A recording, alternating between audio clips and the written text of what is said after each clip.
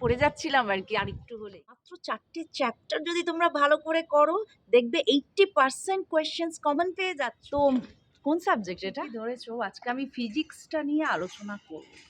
এখন ফিজিক্সের টিচারদের একটা কমন প্রবলেম, তাদের একটা কি জানি কি কেন একটা যেন অহংকার বোধ থাকে, যে যখনই তাদের প্রশ্ন করবেন না, বা সাধারণ স্টুডেন্ট যারা তারা প্রশ্ন করে, স্যার কোনটা ইম্পর্টেন্ট পরীক্ষার আগে প্লিজ একটু বলে দিন, তারা সবসময় একটা কমন উত্তর দেবে যে সব পড়তে হবে, সব ইম্পর্টেন্ট। এনিওয়ে, ইনফ্যাক্ট এটা বেশিরভাগ টিচারই এইটাই বলে যে তোমাদের সব পড়তে হবে, কিন্তু তারা ভুলে যান যে 10% বাচ্চারা সবসময় সব কিছুই পড়ে, কিন্তু সেখানে 90% ছাত্রছাত্রী আছে সত্যিই তাদের হয়তো ফিজিক্সটা অতটা ভালো লাগছে না। অবশ্য আমি মনে করি যে teachers who makes physics boring are criminal. এটা অবশ্য আমার কথা নয়, ওয়াল্টার লেভিন বিখ্যাত ফিজিসিস্টের কথা। তো যাই হোক, যেটা বলছিলাম আর কি, তো বেশিরভাগ টিচারেরই এটাই একটা সমস্যা যে তারা বলবেন যে সব পড়ো। এর পিছনে দুটো কারণ রয়েছে, এক তো ওই যে সাবজেক্টের একটা উদ্ধত্ত, আর দ্বিতীয়ত সেকেন্ড কারণ হলো গিয়ে তারা আবার খেটে সাজেশন তৈরি করবেন, নিশ্চয়ই নয়, তার জন্য এক্সট্রা খাটবেন না। অথচ 90% ছাত্রছাত্রী ফিজিক্স, কেমিস্ট্রি এবং ম্যাথামেটিক্স এই সাবজেক্টগুলোতে, বিশেষ করে বোর্ড যারা দেয়, তারা খুব অসহায় বোধ করে। মধ্যম মেধার বাচ্চাদের জন্য আমি বলবো যে এখনও সম্ভব, হ্যাঁ 15 দিন আগেও বলছি, এখনও সম্ভব ফিজিক্সের 90% পাওয়া। তার জন্য তোমাদের কিছু স্ট্র্যাটেজি দরকার। প্রথমেই বলি যে সেকশন বিতে 40 মার্কস মাত্র 4টে চ্যাপ্টার করেই তোমরা পেয়ে যাবে। আচ্ছা, আমি বরং তোমাদের একটু লিখে বা গ্রাফিক্যাল প্রেজেন্টেশন দিই, তাহলে তোমাদের বুঝতে সুবিধা হবে, এবং তোমরা কিন্তু স্ক্রিনশট নিতে ভুলবে না। আর যারা সাধারণ ছাত্রছাত্রী তাদের তো ভালো রেজাল্ট হবেই, কিন্তু যারা খুব ভালো ছাত্রছাত্রী তারাও ফলো করতে পারো, তারা আরও ভালো রেজাল্ট করবে, কারণ এইবার কিন্তু ফিজিক্সের আগে মাত্র একদিন ছুটি আইসিএসসি বোর্ডের জন্য। তো লেটস স্টার্ট। প্রথমেই বলবো যে তোমরা স্ক্রিনশট নিয়ে নিও। আরেকটা কথা, মাত্র 15 দিন বাকি পরীক্ষা, আর ফিজিক্সের আগে মাত্র একদিন ছুটি। তাই লাস্ট মোমেন্টেও যখন তোমরা রিভিশন করবে, এই ফরম্যাট ফলো করলে তোমাদের কিন্তু স্কোর ইমপ্রুভ করবে। প্রথমেই ছোট্ট করে প্যাটার্নটা একটু বলি তোমাদের। সেকশন এ 40 marks compulsory, section B any 4, তোমাকে 6টা কোয়েশ্চেনের মধ্যে যে কোনো 4টে করতে হবে, এবং সেটাও 40 মার্কসের। প্রত্যেকটা কোয়েশ্চেন এক্ষেত্রে 10 মার্কসের। সেকশন এতে 3টে কোয়েশ্চেন থাকে। কোয়েশ্চেন 1 15 মার্কসের এমসিকিউ, অবভিয়াসলি এটা সব চ্যাপ্টার থেকে আসবে, এবং কিছু কিছু চ্যাপ্টার থেকে 2টো করে আসবে।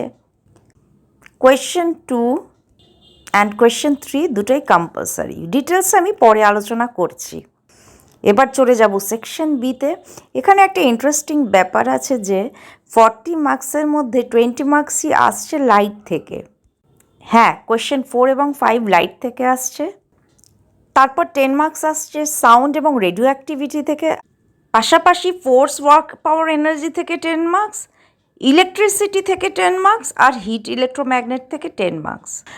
অর্থাৎ কেউ যদি light, sound, force, work power energy এই কটা চ্যাপ্টার ভালো করে করে, সঙ্গে রেডিও অ্যাক্টিভিটি আর ক্যালোরিমেট্রি, বেসিক্যালি ল্যাটেন্ট হিট, তাহলে সেকশন বি এর 40-র মধ্যে আউট অফ 40 যে কেউ স্কোর করতে পারে। হিসেব করে তাহলে কি দেখা গেল, কেউ যদি light, sound, force, work power energy, radioactivity আর ক্যালোরিমেট্রি যদি করে, তাহলে ইজিলি 80% কিন্তু স্কোর করতে পারবে। ব্যাপারটা আরও ক্লিয়ার হবে যদি আমি তোমাদের চ্যাপ্টার ওয়াইজ মার্কস ডিভিশনটা দেখাই। হ্যাঁ, এই যে মার্কস ডিভিশনটা দেখতে পাচ্ছ, এটা কিন্তু সেকশন এ এবং সেকশন বি মিলিয়ে, এবং এই মার্কস ডিভিশনটা করা হয়েছে পিওয়াইকিউ অর্থাৎ প্রিভিয়াস ইয়ার্স কোয়েশ্চেন আর স্পেসিমেন পেপার দেখে। ভালো করে দেখো যে ফোর্স, ওয়ার্ক পাওয়ার এনার্জি আমি কেন এত ইম্পর্ট্যান্ট বলছিলাম। এখানে 18 মার্কস পাওয়া যাবে, সঙ্গে যদি পুলিটা করে নাও তাহলে আরও 4 মার্কস, দ্যাট ইজ 22 মার্কস। এরপর লাইটে দেখো spectrum, reflection of plane mirror, refraction at lens, এই 3টে চ্যাপ্টার ভালো করে করলে 26 মার্কস যে কেউ স্কোর করতে পারে। এরপর আমি বলবো ক্যালোরিমেট্রি, সাউন্ড আর রেডিও অ্যাক্টিভিটি কভার করতে, তাহলেই 32 মার্কস তোমরা ইজিলি কভার করতে পারবে। এবার আসি সেকশন ওয়াইজ ডিটেল এক্সপ্লানেশনে। প্রথমেই সেকশন এ। আচ্ছা, প্যাটার্নটা বলার আগে আমি তোমাদের জানিয়ে রাখি যে পুরোটাই আমি স্পেসিমেন পেপার এবং পিওয়াই কিউজ দেখে কিন্তু করেছি, তাই এই প্যাটার্নেরই কোয়েশ্চেন আসবে এটা আমার দৃঢ় বিশ্বাস। প্রথমেই সেকশনের কোয়েশ্চেন 1 তোমরা সকলে জানো, এমসিকিউ 15x1 মার্কস। এরপর চলে যাব কোয়েশ্চেন 2তে, এখানেও 15 মার্কস, কিন্তু 3 মার্কসের একটা কোয়েশ্চেন আর 6টা 2 মার্কসের কোয়েশ্চেন আসে। এবার মন দিয়ে শোনো, এই 15 মার্কসের কোয়েশ্চেন কোথা থেকে আসছে? মেনলি আসবে মেশিন অর্থাৎ পুলি থেকে, রেডিও অ্যাক্টিভিটি থেকে এবং ফোর্স, ওয়ার্ক পাওয়ার, এনার্জি থেকে। আর হ্যাঁ, ফোর্স এবং কাইনেটিক এনার্জি, পোটেনশিয়াল এনার্জি থেকে নিউমেরিক্যালস করতে কিন্তু ভুলো না। ইনফ্যাক্ট তোমাদের জন্য একটা সাজেশন রইল যে নিউমেরিক্যালস যদি তোমরা 2016 থেকে প্র্যাকটিস করো, পিওয়াই কিউ ডেফিনেটলি, এবং ডায়াগ্রাম কোয়েশ্চেন্স, তাহলে তোমরা ডেফিনেটলি 90% কমন পাবেই। So last 5 to 7 years are very important for practising. এবার চলে যাব কোয়েশ্চেন নাম্বার 3তে, সেটা 10 মার্কসে 2x5 অর্থাৎ 5টা কোয়েশ্চেন তোমাকে অ্যাটেন্ড করতে হবে। এখানে কিন্তু mainly refraction of lens, household circuit, electromagnetism এবং ক্যালোরিমেট্রি, রেডিও অ্যাক্টিভিটির উপর আসছে। আবার বলছি, ক্যালোরিমেট্রি চ্যাপ্টারের কিন্তু স্পেসিফিক হিট ক্যাপাসিটি বা ল্যাটেন্ট হিট ওরিয়েন্টেড নিউমেরিক্যালসগুলো কিন্তু সবসময় খুব ইম্পর্ট্যান্ট।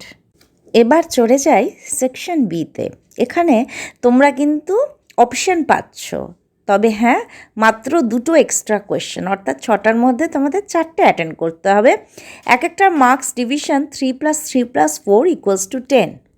কোয়েশ্চেন 4 আসবে refraction of at plane surface থেকে। কোয়েশ্চেন 5 আসবে রিফ্র্যাকশন অ্যাট লেন্স এবং স্পেকট্রাম থেকে। মোটামুটি দেখা গেছে যে অ্যাঙ্গেল অফ মিনিমাম ডেভিয়েশন, লেন্সের নিউমেরিক্যালস, প্রিজম এবং রে ডায়াগ্রাম, স্পেকট্রামের মধ্যে UV radiation, IR radiation, total internal reflection in prism কিন্তু ভীষণ important. Lateral displacement, Snell's law এবং তার রিয়েল অ্যাপ্লিকেশন, মেনলি ডেপথে যে আসে না, গিভ রিজন, এগুলো কিন্তু সবসময় খুব ইম্পর্ট্যান্ট। আবার বলছি, লেন্সের রে ডায়াগ্রাম প্র্যাকটিস করতে কিন্তু ভুলবে না, সঙ্গে নিউমেরিক্যালস। এবার চলে যাব কোয়েশ্চেন 6, সেটা দেখা যাচ্ছে যে ফোর্স, ওয়ার্ক পাওয়ার, এনার্জি এবং মেশিন রিলেটেডই আসছে। এক্ষেত্রে পুলি এবং এর নিউমেরিক্যালস করতে হবে। মিটার স্কেল, মেনলি ওই ডাইন থেকে নিউটন, এই কনসেপ্টগুলো কিন্তু এই ওরিয়েন্টেড তোমাদের একটু প্র্যাকটিস করতে হবে। আর কি, ফোর্সের নিউমেরিক্যালস আগেই বলেছি খুব ইম্পর্ট্যান্ট, কেইপি এর নিউমেরিক্যালস, কনজারভেশন অফ এনার্জি, এগুলো তোমাদের করে নিতে হবে। এবার চলে যাব কোয়েশ্চেন 7-এ, সেখানে সাউন্ড এবং রেডিও অ্যাক্টিভিটি। এক্ষেত্রে ইকোর নিউমেরিক্যালসগুলো সবসময় ইম্পর্ট্যান্ট, লাউডনেস, পিচ, রেজোনেন্স আর রেডিও অ্যাক্টিভিটিতে আলফা, বিটা, গামা পড়তে কিন্তু ভুলো না। আর রেডিও অ্যাক্টিভিটি যখন পড়বে এর ক্ষেত্রে ইউজ, ডিসপোজাল, এগুলো পড়তে কিন্তু ভুলো না।